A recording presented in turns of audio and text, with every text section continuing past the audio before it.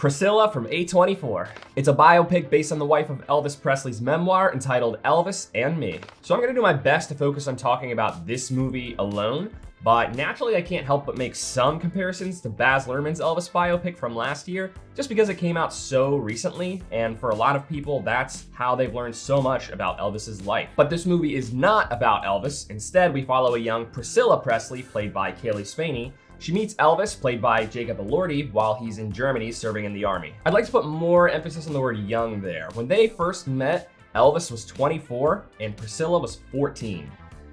Boy, were times different in 1959. That said, the movie does not shy away from making Elvis look a little bit like a creep for that. We even see some of his peers judging him and calling her a little baby behind his back. We also really feel that age gap with the substantial height difference between the two lead actors. Like, Elvis looks completely hulking when standing next to her. So in this movie, we watch the evolution of their relationship and how Elvis's famous and indulgent lifestyle affected Priscilla. We see what it's like for her to experience first love in the limelight, and we see her hardships with growing up and becoming a woman in such a chaotic environment. This whole movie is about their relationship from her perspective. It's not about Elvis's career, it's about Priscilla living in his world. One might argue that this movie shows us all the details of their relationship that Baz Luhrmann didn't have the guts to show us in his movie. That's when the movie really becomes intense, because Elvis did not allow her any agency at all in the life that they shared. Some might find it triggering hearing him always telling her how to look and dress and what she can and can't do. Of course, these were different times, but a lot of people nowadays also have stories to tell like this, where they had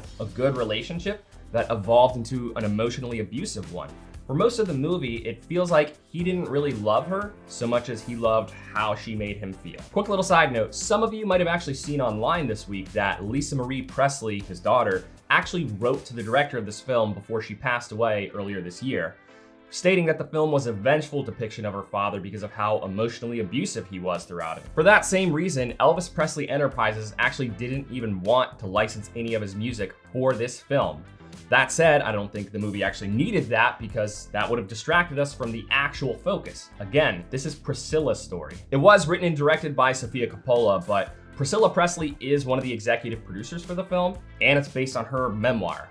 It might bother some fans of Elvis seeing him in such a dark light, but I think it's really important for people to see the truth of their relationship. So Cailee Spaeny is a great lead. Her character is very soft and timid, which really made the abuse harder to watch, just knowing that she's so innocent, both literally and figuratively. Her innocence is the heart of this movie, and with that, we can't help but feel remorse for her for having to endure her piece of crap husband. Jacob Elordi is a pretty good Elvis, but naturally I have to compare him to Austin Butler. I think Butler was incredible as Elvis, especially with the accent. That's where I think Elordi came up short just a little bit.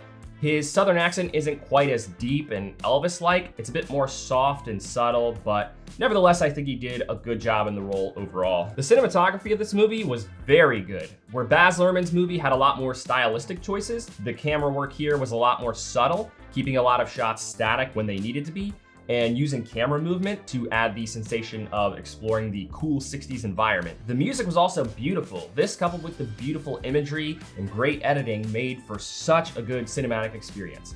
This might sound like a really cheeseball, artsy-fartsy thing to say, but it's movies like this that make me fall in love with the art of film all over again. Which might sound like a very strange thing to say about a film that's basically all about a girl enduring a bad relationship. Unlike Luhrmann's movie, where it's about Elvis spiraling out and that being fueled by drugs, the drugs are there in this movie, but they aren't so much depicted as the problem. It's Elvis himself, and that's what this movie reveals, is him being a bad husband. We do see some good in their relationship, but honestly, I don't think that we see enough complexity in it to make it hard for Priscilla to leave him. But that leads me to the whole point of the story. It takes some time to see this, but it's a story about Priscilla flourishing as a woman and leaving Elvis so that she can live her own life and become her own person.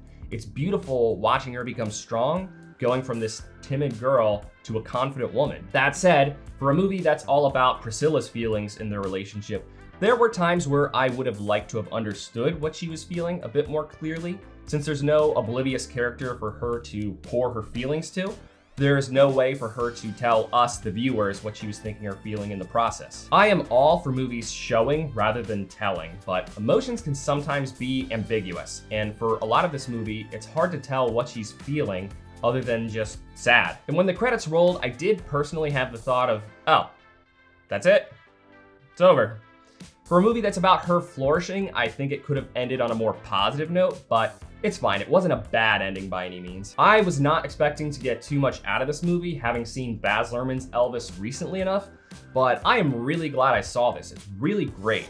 The film is absolutely beautiful. It just happens to be about a not so beautiful story. If you're in the mood for a well-crafted period piece, then this movie is a great watch. And if you enjoyed Luhrmann's Elvis movie, this is a must-watch. Thank you for watching this video. If it brought you any value at all, please consider giving it a like. It really does help the channel grow. I'll see you later this week with my reviews of The Holdovers and The Marvels.